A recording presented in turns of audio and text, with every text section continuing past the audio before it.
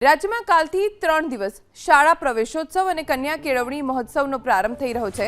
તેના માટે મુખ્યમંત્રી, મંત્રીમંડળના સભ્યો, વિધાનસભા અધ્યક્ષ સહિતના પદાધિકારી અને આયોગ, પંચ, બોર્ડ નિગમના અધ્યક્ષોને જિલ્લાઓની ફાળવણી કરવામાં આવી છે।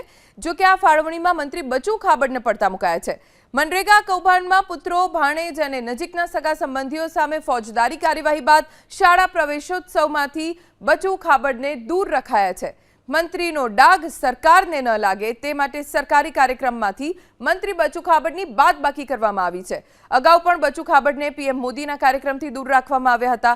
સરકારના તેવર જોતા હવે મંત્રી બચુ ખાબડનું ગમે ત્યારે મંત્રી પદ જવાનું નક્કી મનાઈ રહ્યું છે। રાજ્યમાં કાલથી 3 દિવસ શાળા પ્રવેશોત્સવ અને કન્યા કેળવણી મહોત્સવનો પ્રારંભ થઈ રહ્યો છે। તેના માટે મુખ્યમંત્રી, મંત્રીમંડળના સભ્યો, વિધાનસભા અધ્યક્ષ સહિતના પદાધિકારી અને આયોગ, પંચ, બોર્ડ નિગમના અધ્યક્ષોને જિલ્લાઓની ફાળવણી કરવામાં આવી છે।